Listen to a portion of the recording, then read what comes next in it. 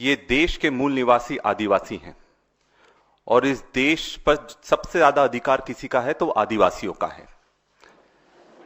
भले इस देश में 12 करोड़ आदिवासी हैं, पर फिर भी जो अधिकार उनको मिलना चाहिए वो अधिकार नहीं मिल पा रहे हैं और एक एक कर कर भाजपा की सरकार उनके अधिकारों को छीनने का काम कर रही है। जितने भी हमारे संवैधानिक अधिकार हैं उनको कमजोर करा जा रहा है, उनकी जमीनें छीनी जा रही हैं, उन पर अत्याचार करे जा रहे हैं। सबसे पहले मैं पैसा कानून की बात करना चाहूंगा।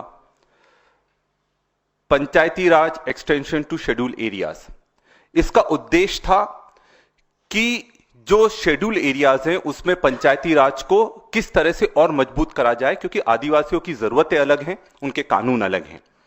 और ये 1996 में भूरिया कमेटी की अनुशंसा पर केंद्र सरकार जब कांग्रेस की थी तब इसको लागू करा गया था पूरे देश में। पर हकीकत यह है कि आज भी प्रभावी तरीके से इसको लागू नहीं करा गया है और आदिवासियों की लड़ाई का सबसे मजबूत हथियार है पैसा कानून। इसमें जो ग्राम सभाओं का अधिकार दिया गया है वो सर्वमान्य है और एक नारा चलता है कि ना लोकसभा ना विधानसभा, सबसे बड़ी ग्राम सभा। यानी पूरा जो स्वशासन होगा वो गांव के माध्यम से होगा, आदिवासियों के माध्यम से होगा। और अगर किसी भी तरह का काम आपको गांव में करना है तो आपको पहले वहां के आदिवासियों से अनुमति लेना पड़ेगी। पर हकीकत यह है कि आज उनसे सलाह तक नहीं ली जा रही है, जबकि उनकी अनुमति लेना चाहिए थी, सलाह तक नहीं ली जा रही है।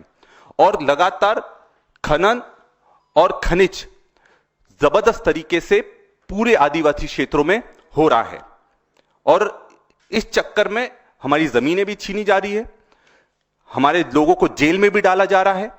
और यही कारण है कि सबसे ज्यादा जेलों में अगर कोई बंद है तो आदिवासी इस देश में बंद है, क्योंकि वो अपनी जमीन देना नहीं चाहता और पुलिस और प्रशासन अन्याय कर कर उनको जेल में बंद करने का काम करते हैं। इसी कड़ी में जो वन अधिकार अधिनियम है, जो वन अधिकार फॉरेस्ट राइट एक्ट है, ये हमें हमारे जंगलों पर अधिकार देता है और वन समितियों के माध्यम से अगर कोई भी आदिवासी कहीं भी पट्टा चाहता हो तो उसको देने का अधिकार वन समितियों को होता है। पर हकीकत में ना आज तक कोई पट्टे मिले हैं, ना वनों पर, और जो माइनर फॉरेस्ट प्रोड्यूस है उन पर भी किसी तरह का अधिकार आदिवासियों को नहीं मिला है। एक बहुत बड़ा प्रकरण मैं आप सबके सामने लाना चाहूंगा जो कि मध्य प्रदेश का है।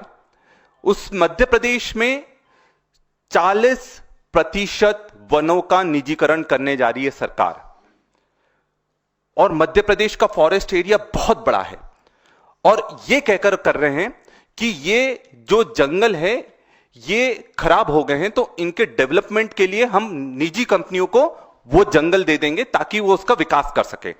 पर उसमें सबसे बड़ी बात जो छुपाई जा रही है, ये जो क्षेत्र है यहां पर आदिवासी बसता है, या तो उसके चरागाह है या उसकी खेती बाड़ी है, तो उनको वहां से हटाने की पूरी तैयारी मध्य प्रदेश सरकार ने कर ली है और इसका जबरदस्त विरोध जमीन पर हो रहा है। और पहले भी ये कोशिश कर रहे थे, 2021 में भी उन्होंने कोशिश करी थी कि ये 40% वनों को निजी कंपनियों को दे दे, पर उस समय भी विरोध हुआ था। अभी वापस कोशिश करी तो अभी वापस विरोध मध्य प्रदेश में शुरू हो गया है। दूसरा, वन अधिकार अधिनियम का उल्लंघन का मैं उदाहरण दूंगा, हसदेव जंगल। हसदेव जंगल हमारी सबसे बड़ा सम्मान की बात थी क्योंकि बहुत बड़ा जंगल है और हकीकत यह है कि वहां पर अभी तक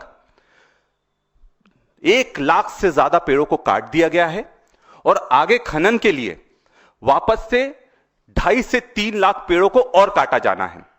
और जिस तरह का संघर्ष आदिवासियों और प्रशासन के बीच में हुआ, आप मीडिया के साथियों के द्वारा इस चीज को उठाया गया था, कई चैनल के बारे में बताया गया था, पर और प्रभावी तरीके से हमको इसको उठाने की जरूरत है। इसके साथ में एनसीआरबी के डेटा की मैं बात करना चाहूंगा। एनसीआरबी का डेटा मतलब नेशनल क्राइम रिकॉर्ड ब्यूरो का डेटा। पूरे देश में सबसे ज्यादा अत्याचार अगर किसी राज्य में हो रहे हैं वो मध्य प्रदेश में हो रहे हैं, उसके बाद राजस्थान का नंबर आता है, उसके बाद उड़ीसा का नंबर आता है। यहां पर वर्तमान में सभी तीनों राज्यों में भाजपा की सरकार है और मध्य प्रदेश में दुख की बात यह है कि जहां 22% जनसंख्या आदिवासी है, तब भी उनका शोषण रुक नहीं रहा है, उन पर अत्याचार रुक नहीं रहे हैं। इसके मैं कुछ उदाहरण दूंगा। सबसे पहले सीधी कांड के बारे में मैं बात करना चाहूंगा।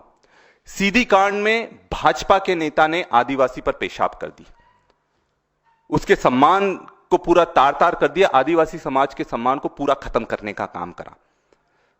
पर भाजपा सरकार आदिवासी की रक्षा करने की जगह जो आरोपी था उसको रक्षा करने में लग गई।